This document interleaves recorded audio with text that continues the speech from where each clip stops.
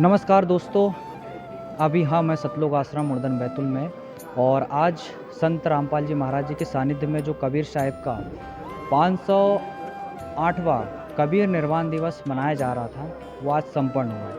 तो मतलब 508 वर्ष पहले क्या-क्या घटनाएं हुई थी, किस तरह से उन्होंने अपना शरीर त्यागा, वो घटना के बारे में हम आपको बताने वाले हैं। और हमारे साथ एक सर जुड़े हैं।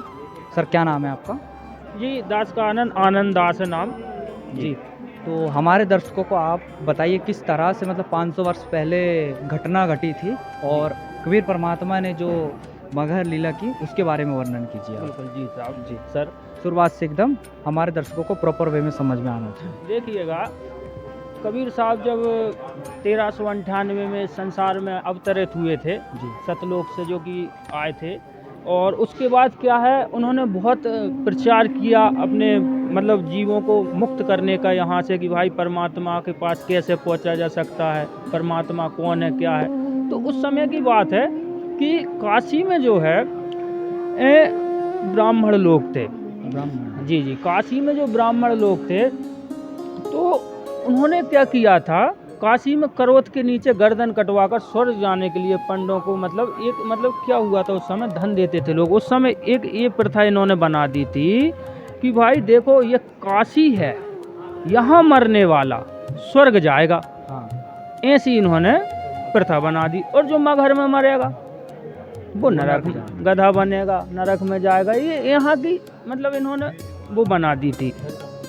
धन लालच, लोभ में धन कमाने के लिए हाँ, है। क्योंकि देखो, लालच जो है वो बहुत बुरी बला होती है। हाँ, ये बात तो है। आदमी काम करना चाहता नहीं है, चाहता है कि यदि साधारण तरीके से मिल जा तो ऐसा कोई उपाय करो, हाँ, है। तो वहाँ के दो नंबर पंडितों का ने, कैसे? हाँ जी, तो ये आती है कबीर सागर में, और मतलब कबीर साहब की वाणियों में ये परिचय, मतलब वाणियों में बताया गया है, उनकी जीवनी में भी है, कई जगह है।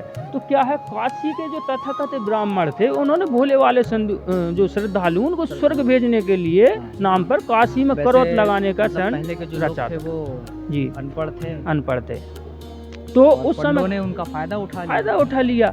तो अब उन्होंने क्या किया, उन्होंने बोल दिया था कि भाई देखो, अपने अपने जो बुजुर्ग माता पिता हैं उनको यहाँ पे भेज दो, और थोड़ा बहुत जो धन है वो दे देना हमें, तो उससे हम उनकी देखभाल करेंगे, और अंत समय में वो मर जाएंगे तो वो स्वर्ग चले जाएंगे। हाँ, अच्छा, इस तो तरह से पंडों ने हाँ, इस तरह से उन्होंने चाल चली। अब क्या हुआ कि बुला तो लिया उनने भाई पंडों को, हैं। पंडों ने उन्हें अपने सभी के मतलब जो लोगों के बुजुर्गों को, तो धनी लोगों ने सोचा यार ठीक है, पैसा दे देंगे, सेवा भी नहीं करना पड़ेगी, स्वर्ग के स्वर्ग चल जाएंगे, हैं। दाम आम का आम, गुठलियों का दाम, सेवा। अब सेवा से वो भी डर गए उस समय। और अच्छा, उनके माता पिता ने कहा कि यार इतना अच्छा मौका स्वर्ग जाने मिल रहा है, पंडित जी के सानिध्य में रहेंगे, कितनी अच्छी बात है। तो वो स्वर्ग जाने के चक्करों में आ गए, क्योंकि लोगों को पढ़े लिखे नहीं थे, स्वर्ग से ऊपर जानते नहीं थे। नहीं तो आज के ज़माने में जब शास्त्र हमने पढ़े तो पाया कि स्वर्ग में भी दुख है, स्वर्ग जाने के बाद भी दोबारा यहाँ आना पड़ता है, गीता जी में लिखा है। तो क्या हुआ, अब जब वो उनके माता पिता लोगों के या वहाँ रहने लगे, हाँ, बुजुर्ग लोग थे, वो रहने लगे वहाँ पे। अब क्या हुआ कि भाई बुजुर्ग हैं वो तो, अब वो बुजुर्ग हैं, कुछ दिन तो सही चला, वो और परिस्थिति खराब हो जाती है बुजुर्गों की, आपको मालूम ही है ना, उठते बनता, जब आदमी मृत्यु की ओर जाता है तो शरीर काम नहीं करता। अब कुछ बुजुर्ग हैं बेचारों ने खटिया पकड़ ली, मतलब जो खाट पे आ गए, बीमार हो गए। अब क्या है कि अब उनको मतलब जो है निस्तार के लिए हैं, फ्रेश व्रेश होने में दिक्कत होने लगी, तो अब वो गंदगी होने लगी इनकी नज़रों में। अब इन्होंने पैसे के लालच में उनको बुला तो लिया, लेकिन अब ये समस्या आ गई कि यार इनकी साफ़ सफाई कौन करेगा, हैं। हमने तो जिम्मा ले लिया है, उल्टा हैं कर्मचारी लगाएंगे तो और हमारा ही पैसा खर्च होगा। तो उन्होंने कहा समस्या तो बड़ी है, अब करें तो करें क्या। तो अब इन लालची लोगों ने हैं षड्यंत्र रचा। उन्होंने कहा कि स्वर्ग भेजने के नाम पे उन्होंने क्या कहा, काशी में करोत लगाकर भोले श्रद्धालुओं को मौत के घाट उतारने वाली जो लालची ब्राह्मण थे, वो भोले श्रद्धालुओं की आत्मा को स्वर्ग में जगह देने की प्रार्थना करने का ढोंग करने लगे वो लालची पंडे।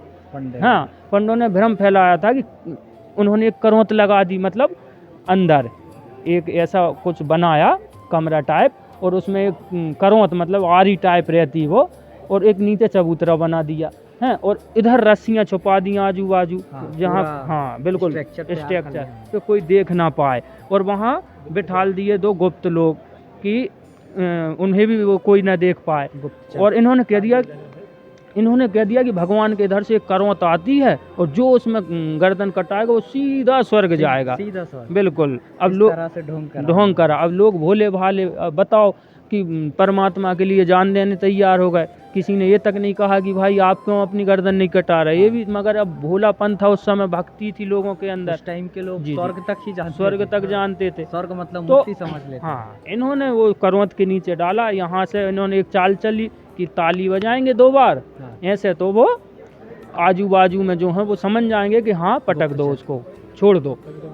तो वो क्या है, नीचे आती थी करवत, भारी रहती थी, और गला जो है कट जाता था। तो वो कह देते भाई स्वर्ग पहुंच गया ये, तो अब ले जाओ। अब क्या हुआ, एक बार क्या हुआ कि एक जन आए, हाँ, तो बुजुर्ग माता पिता हैं, तो वो उन्होंने कहा कुछ धन दे के कि हमको भी स्वर्ग भेजो पंडित जी, हम ये आए हैं, हमें भी स्वर्ग जाना है। कहा ठीक है। अब वो बेचारी माता जी को, उनको उसके वो सुला दिया नीचे। अब वो करवत जो है, अब वो किसी कारण से वहाँ नीचे नहीं आ पाई, वहाँ पर वो उलझ गया।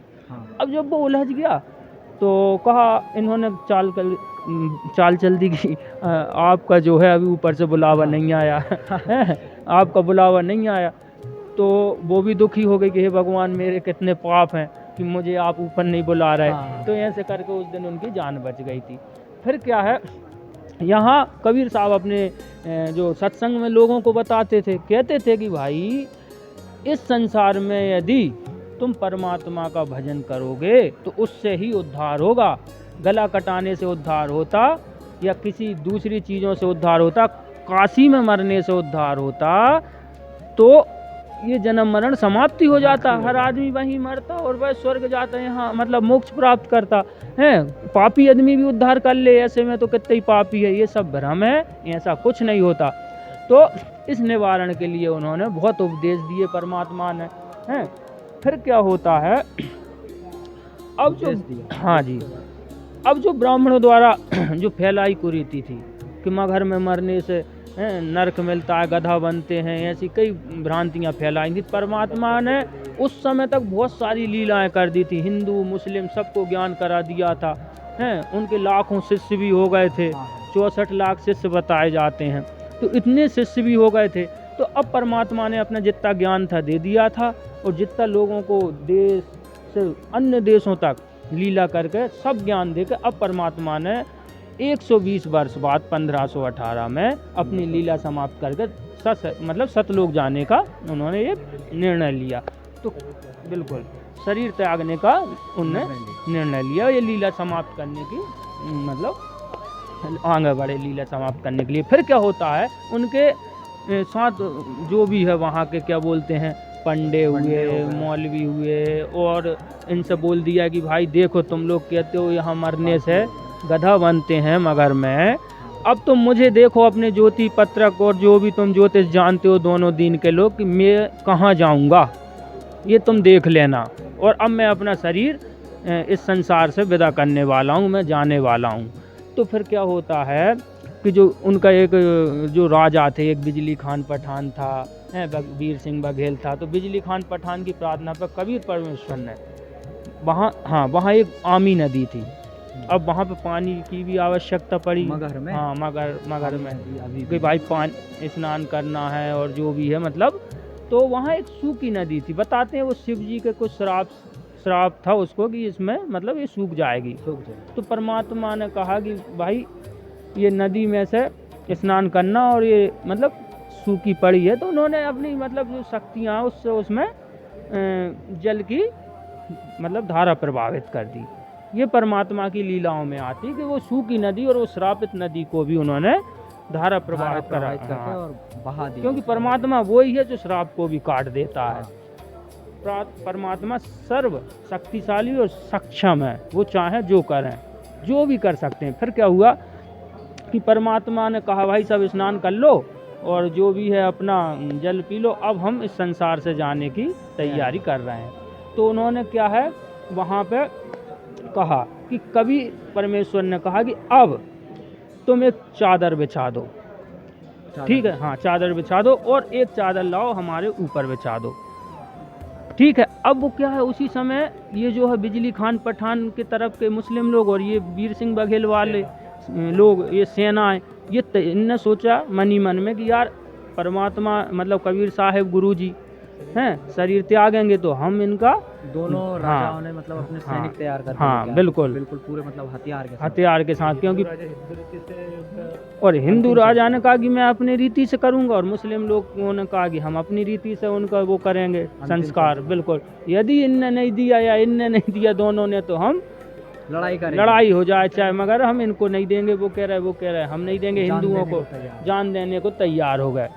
अब क्या होता है, परमात्मा ने कहा कि भाई तुम ये लोग ऐसे अस्त्र शस्त्र के साथ क्यों आए हो, तो उन्होंने तालम तूली कर दी। कबीर साहब जी ने पूछा कि ये अस्त्र शस्त्र से क्यों आए हो, हैं तुम्हें इतनी शिक्षा दी है और ये इसलिए दी है, तुमने मेरे ज्ञान को क्या समझे हो। तो ऐसी बहुत सी चर्चाएं हुई। फिर क्या है, परमात्मा ने कहा कि भाई सब मिलजुल कर रहो और हाँ बिल्कुल, मेरे जाने के बाद भी जो है कि भाई आप सही से रहना। उन्होंने क्या है, चादर जो चादर है कहा कि चादर लाओ और बिछा दो, तो चादर बिछा दी और उस पर लेट गए, कहीं एक चादर ऊपर बिछा दो, ठीक है, दो चादर, हाँ दो चादर ऊपर बिठा मतलब एक चादर नीचे एक ऊपर ढक दिया उनको। अब कुछ समय बाद उसमें से एक मतलब परमात्मा शरीर जाते हुए देखे, लोगों ने देखा कि यार हम तो सोच रहे थे और किस भाव से आए थे और ये तो परमात्मा शरीर जा रहे हैं। जब उनकी आंखों में आंसू आ गए, जो है कि वो मतलब बहुत लिपट के रोए हैं और परमात्मा ने कहा कि भाई अपने जो पोथी पत्रक हैं तुम उनको निकालो और देखो कि जो मैं कहाँ के नरक जा रहा हूँ, कहाँ क्या पशु बन रहा हूँ, क्या हो रहा है, देख लो तुम। तो उन्होंने देखा कि यार का वो तो दिव्य तेज था परमात्मा का, सीधे परमात्मा चले जा रहे हैं सतलोक की ओर। ये देख कर सभी के सभी दंग रह गए, वहाँ की मालिक हमने तो आपको समझ ही नहीं पाए। और फिर यहाँ लिपट के वो लोग बहुत रोने लगे कि हे परमात्मा कि बताओ आप तो जा रहे हैं। तो अब फिर भी उनने सोचा थोड़ा कि यार देखें ये तो आत्मा उनकी गई होगी, हैं शरीर तो होगा। अब उन्होंने जो पर्दा उठाया तो नीचे चादर उठाई तो देखा उसमें फूल थे बिल्कुल शरीर की जगह में, बिल्कुल शरीर उनका वहाँ पे मिला ही नहीं। और वो जो फूल हैं देख के उन्होंने देखा कि ये क्या हो गया, हम तो क्या समझ रहे थे, किस लिए आए थे कि बताओ लड़ेंगे और हैं एक दूसरे को मार काट करने पे उतारू थे। बताया जाता है कि वहाँ पे एक बहुत बड़ी अनहोनी होने वाली थी। हाँ, ऐसा ज्योतिषी ने किसी ने बताया था कि यहाँ पे बहुत बड़ी अनहोनी होगी, बहुत लोग मारे जाएंगे। लेकिन परमात्मा ने ये लीला करके वो टाल दी, और वो टाल दी तो इस कारण से वहाँ पे और लोगों को विश्वास बढ़ गया और पूरे फूल जो हैं मतलब आधे हिंदुओं ने ले लिए और आधे मुस्लिमों ने ले लिए। अच्छा, हिंदुओं ने क्या किया, अच्छा यहाँ पे एक प्रसंग और है। गरीबदास जी महाराज का ने जो अभी निर्माण दिवस के जो पाठ हुआ है उसके विषय में भी लिखा है। उन्होंने लिखा है कि जो हमारे कबीर साहब थे वो सशरीर गए हैं। कहते हैं गेबी मजली, गरीबदास जी कहते हैं गेबी मजली चादर ओढ़ी, गेबी मजली मार्फत ओढ़ी चादर बीच न पाया है।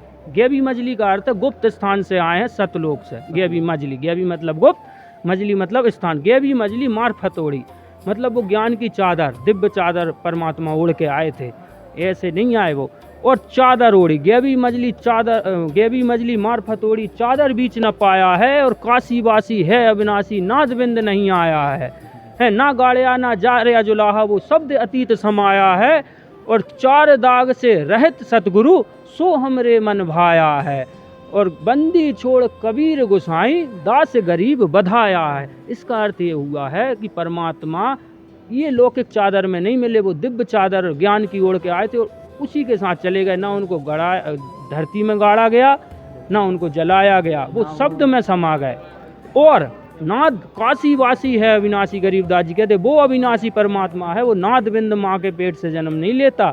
तो और यही बात इस समय उनके समय रविदास जी महाराज थे, उन्होंने अपने रैदास वाणी में लिखी है कि निर्गुण का गुण देखो आई और देही सहित कबीर सिदाई। ये प्रमाण है, ये प्रमाण इसलिए आपको बता रहे हैं कि लोग कहते हैं कि आप लोग तो हैं भाई हाँ झूठ बोल रहे हो, अफवाह उड़ा रहे, देखो इसका प्रमाण हाँ। जैसे मेरे साथ जो मेरे दोस्त हैं, मित्र हैं या संगी साथी, उन्होंने मुझे देखा, जो मेरे बारे में लिख के जाएंगे जीवनी वो सही मानी जाएगी। तो ये रविदास जी ने ये जीवनी लिखी, अनंत दास हो गए, उन्होंने भी ये लिख के गए कि जो कबीर साहब हैं वो सशरीर गए हैं, अमर भयो छूटो न शरीरू और गयो सदेहु दास कबीरू। ये अनंत दास जी हैं, ये रामानंद जी के शिष्यों में थे, रविदास जी और अनंत दास जी, इन दोनों ने ये वाणियाँ बोली हैं कि ये सशरीर गए, कबीर साहब वो गरीबदास जी ने बोली है। ऐसे ये तीन संतों ने ये बात बोली है कि कबीर साहब सशरीर गए हैं, इसलिए ये अफवाह नहीं है, ये सत्य घटना है। संत गरीबदास जी महाराज और रविदास जी और एक और अनंत दास जी। हाँ, तो उसके बाद क्या हुआ, मुस्लिम लोग जो थे उन्होंने जो फूल मिले हुए थे उन्हें, आधे फूल, हाँ जी, आधे फूल जो उनको मिले थे, उन्होंने अपना एक स्थान बनाया, वहाँ पे उन्होंने मजार बना दी हैं। तो उन्होंने उसमें उन फूलों को दफन करके और अपने हिसाब से रीति रिवाज से वो मुस्लिम हिसाब से वो बना दी मस्जिद मजार टाइप की। और यहाँ पे जो हिंदू लोग थे उन्होंने वो जो फूल थे उनको अपने हिंदू रीति रिवाज से वहाँ पे समाधि बना दी। और इस तरह से आज भी वहाँ मगहर में जो बस्ती ज़िले में है वहाँ के पास है, वहाँ पे ये हिंदू मुस्लिमों की एकता का प्रतीक मंदिर, मतलब वो मस्जिद और मंदिर कबीर साहब का बना है। आज भी यदि कोई वहाँ जाता है और पता करता है तो उसे ये चीज़ वहाँ के लोग ज़रूर बताते हैं कि भाई परमात्मा कबीर जी ऐसा ऐसा हुआ था और इसी की याद में यहाँ हम बनाए हैं। और वहाँ कबीर नगर भी है, तो ऐसा करके वहाँ परमात्मा कबीर का महिमा आपको जानने को मिल जाएगी। क्योंकि इस समय वर्तमान में यदि सही पूरी जानकारी चाहिए तो जो 13वां यथार्थ पंथ है कबीर साहब का, जो उन्होंने भविष्यवाणी करी है एक समय में कि 13वें पंथ हम चले आए, सब पंथ मिटा एक पंथ चलाएं, कि हम ही चले आएंगे भविष्य में और सब मिटा के सच्चा ज्ञान देंगे। तो ये संत रामपाल जी महाराज हैं, यहाँ पे बहुत ही सत्य और सटीक जानकारी कबीर साहब के विषय में आपको मिलेगी जी। और दर्शकों को क्या कहना चाहोगे? देखिएगा, दर्शकों को दास ये कहना चाहता है कि वर्तमान में संत सदगुरु कबीर साहब के जो मतलब परम अवतार, परमात्मा कबीर साहब के परम अवतार जो सदगुरु रामपाल जी महाराज इस संसार में आए हुए हैं, इनका ज्ञान अवश्य सुने। आप मन में कोई भी व्यवधान या दुविधा ना पालें, निष्पक्ष भाव से, निर्मल भाव से इनका ज्ञान एक बार सुने। ये समाज के हितैषी हैं, इन्होंने दहेज प्रथा करके समाज प्रथा हटा के समाज पे जो उपकार किया है ये भुलाने वाला नहीं है। इन्होंने समता, बंधुत्व, प्रेम की भावना जगाई है। इन्होंने ये काम किया है कि जो मान लीजिए जैसे कोई अंबेडकर जी थे, वो भी चाहते थे कि दुनिया में मतलब कुरीतियाँ मिटें। गौतम बुद्ध थे, वो चाहते थे कि सब समानता से रहें। और भगवान कृष्ण भी चाहते हैं कि दुनिया में शांति हो। तो इन सभी मतलब महापुरुषों के जो वाक्य हैं उनको परिपूर्ण करते हुए आज सदगुरु रामपाल जी महाराज मतलब अन्नदान है, शिक्षा है, भोजन, कपड़ा, मकान, भोजन, शिक्षा, कपड़ा और मकान ये सब उपलब्ध करा रहे हैं। गरीबों की मदद कर रहे हैं, रोटी बेटी संबंध स्थापित कर रहे हैं, भेदभाव मिटा रहे हैं। और सबसे बड़ी बात है, सच्चा आध्यात्मिक ज्ञान दे रहे हैं जो कि वेद शास्त्रों से प्रमाणित है।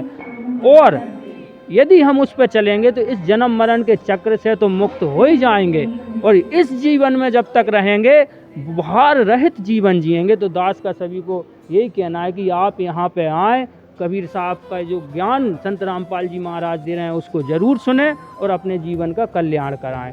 धन्यवाद। तो दोस्तों, पूरी वीडियो देखने के बाद आपको पता चला होगा कि जो कबीर परमात्मा है ना जन्मे हैं ना उनकी मृत्यु हुई है, सह शरीर आए थे, सह शरीर चले गए। तो उन्होंने मतलब काफ़ी सैकड़ों ऐसी घटनाएं की और लोगों को सचेत करने की कोशिश की कि मैं ही हूँ भगवान, मुझे पहचान लो। फिर भी लोग नहीं पहचानते हैं। सर ने जैसे आपको बताया, तो आप संत रामपाल जी महाराज जी के आश्रम में आइए और यहाँ पर देखिए किस तरह से संत रामपाल जी महाराज अपना ज्ञान देते हैं, प्रस्तुत करते हैं। और अपने हिंदू जैसे अपने अपने धर्म के सदग्रंथ होते हैं, उनसे मिलान कीजिए कि वाकई में सही है, गलत है। तो आप हमारे साथ बने रहिए। नमस्कार।